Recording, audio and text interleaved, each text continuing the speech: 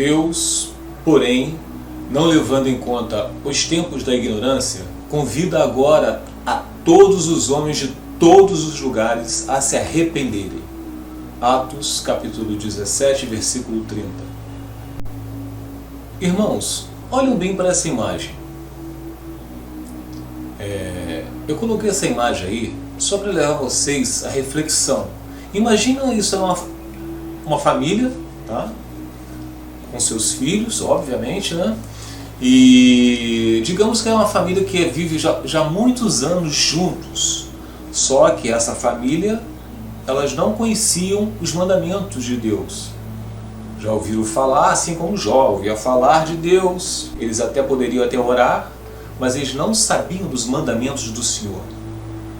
Tá? E é um homem que já veio de um divórcio, mas ele já está com essa família aí já há mais de 20 anos.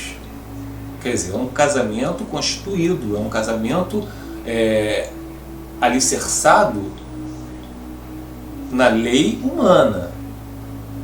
O homem já foi divorciado, tá? Encontrou uma mulher, se apaixonou por ela, e vamos supor, tá? que eles estejam vivendo felizes. Bom, por que eu estou falando essas coisas com vocês? Eu já peguei logo um exemplo bem difícil da gente entender. Não, entender não, a gente até entende. Compreender. Porque eu estava uma vez conversando com uma irmã em Cristo, e ela entende muito bem sobre a palavra de Deus. Ela sabe que o casamento, para a gente se casar de novo com a outra pessoa, somente com a morte do primeiro cônjuge. Caso contrário, mesmo que a gente divorcie, porque divórcio nada mais é do que papelada humana. Não é inventado por Deus, é papelada humana. Por causa da dureza do nosso coração. Mas a gente sabe, quem conhece a palavra de Deus, aquele que é divorciado, se casar com uma outra pessoa, com o primeiro cônjuge ainda vivo, está em adultério. Mas aí, por que eu coloquei esse exemplo? Aí eu conversando com a irmã, eu falei para ela assim, imagina essa pessoa, uma família que não conhecia a palavra de Deus. Não conhecia a palavra de Deus. Mas depois de muitos anos veio a conhecer. Conhecereis a verdade, e a verdade vos libertará. Mas é aí que está a cereja do bolo. Estão libertos? Estão sabendo que esse matrimônio, pela qual eu exemplifiquei aí, por isso que eu coloquei essa imagem para vocês, esse matrimônio é de Deus? A irmã, como eu coloquei esse exemplo que é realmente dificultoso para aceitar, ela falou, mas aí uma família que ficou muitos anos sem saber quais eram os mandamentos do Senhor, eles não sabiam, estavam no tempo da ignorância, falou para mim, né? Então, hoje elas conhecem a verdade, mas Deus abençoa essa relação, mesmo esse homem sendo um homem divorciado. Mas eles estão casados há muitos anos, constituindo até outra família. Só que tem uma coisa, meus queridos, quando a pessoa conhece a verdade, ela está livre, e a verdade os liberta, ela se arrepende de todos os pecados. E se eles estão libertos, eles conhecem os mandamentos do Senhor. E os mandamentos do Senhor, não adianta falar que apenas crê em Cristo e seguir os meus mandamentos. Tem que seguir os mandamentos do Senhor. E eles não são difíceis, porque só são mandamentos, são agradáveis quando a gente tem realmente o Espírito de Deus em nossas vidas, pois é Ele que nos justifica. Se a gente não tem o Espírito de Deus, a gente vai customizar a palavra de Deus. Isso serve, aquilo não serve. Isso serve, aquilo não serve. Vamos agora ler Lucas, capítulo 18, versículo 18 em diante. Lucas 18, do versículo 18 em diante. Se eu não me engano, é do versículo 18 ao 30. Vamos lá. Certo homem importante lhe perguntou: Bom mestre, que farei para herdar a vida eterna? Isso é um homem que chegou até Jesus. Jesus estava caminhando com seus discípulos e perguntou isso a ele, que Jesus já havia feito várias maravilhas, milagres, e esse homem estava impressionado. Aí Jesus olhou para o homem e falou: mas por que me chama bom? Respondeu Jesus: não há ninguém que seja bom a não ser somente Deus. Você conhece os mandamentos. Jesus falou para ele: você conhece os mandamentos.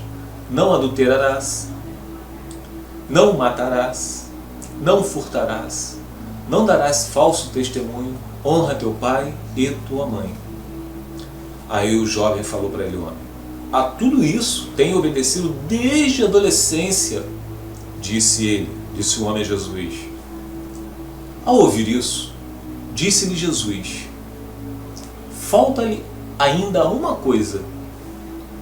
Venda tudo o que você possui e dê o dinheiro aos pobres, e você terá um tesouro nos céus. Depois vem e siga-me. Você veja bem, aqui nesse versículo, Jesus não está condenando o dinheiro, ele está condenando o amor ao dinheiro. Se o dinheiro fosse algo pecaminoso, ele não falaria e dê aos pobres. Tá? Então, continuando. Ouvindo isso, o homem, ele ficou triste, porque ele era muito rico. Muito rico. Vendo, entristecido, Jesus disse: como é difícil os ricos entrar no reino de Deus. Vejam bem, ricos, porque ricos se apegam ao dinheiro. Tudo é o dinheiro. De fato, é mais fácil passar um camelo pelo fundo de uma agulha do que um rico entrar no reino de Deus. Não é que os ricos não são salvos, é porque eles se apegam ao dinheiro, eles colocam o dinheiro acima de tudo. Buscai primeiro o reino de Deus e todas as coisas serão acrescentadas. Mas não, buscai primeiro o dinheiro, depois as outras coisas serão acrescentadas. Eles pensam assim. Aí, os discípulos falaram assim. Os que ouviram isso perguntaram, então, que pode ser salvo? Então, quem pode ser salvo? Perguntou os discípulos. Se é tão difícil assim. Jesus respondeu: o que é impossível para os homens é possível para Deus. Pedro lhe disse: nós deixamos tudo o que tínhamos para seguir-te. Vejam bem, meus queridos, olha o que Pedro falou. Nós deixamos tudo o que tínhamos para seguir-te. Respondeu Jesus: digo-lhes a verdade, ninguém lhe tenha deixado casa, mulher, irmãos, pai ou filhos, por causa do reino de Deus, deixará de receber na presente era, muitas vezes mais, e na era futura, a vida eterna. Que a gente vai ser abençoado aqui, em vida ainda em terra, por amor a Cristo. Buscar primeiro o reino de Deus, é isso que nós temos que buscar. Em momento algum, Jesus está falando que temos que buscar os nossos cônjuges primeiro, o dinheiro primeiro. Ele não está condenando você a amar o seu cônjuge, ele não está condenando você a amar os seus filhos, ele não está condenando você a amar o dinheiro. Ele está condenando você a amar, colocar essas coisas todas acima do reino de Deus. Buscar primeiro o reino de Deus, todas as outras coisas serão acrescentadas. Tanto é que ele fala, deixar de receber. Na presente era muitas vezes mais, e na era futura, na vida eterna. Vocês estão entendendo? Aí eu vou dizer por que eu coloquei esses versículos diante daquele exemplo que eu dei. Porque assim diz. O tempo da ignorância. Aquela família, como dantes eu tinha exemplificado, foi só um exemplo, ilustração. Eles ali já tinham um vínculo, durante muitos anos. constituíram uma família. Eles não conheciam a palavra, mas hoje, já que eles são libertos, eles sabem que aquele casamento é um casamento adúltero. E aí? Eles vão fazer que nem esse rico? Porque o homem tinha muito dinheiro. Muito dinheiro. Ele não quis seguir Jesus. Mesma coisa são essas pessoas, essas famílias. Não é porque estava no tempo da ignorância. Realmente, elas não sabiam. Mas hoje já sabem. Mas pelo amor ao dinheiro, pelo amor à família, dão as costas para Jesus. Vocês estão entendendo, meus queridos? É um exemplo duro. É duro. Mas Jesus não falou: no mundo tereis aflição. Tenham bom ânimo, pois eu venci o mundo.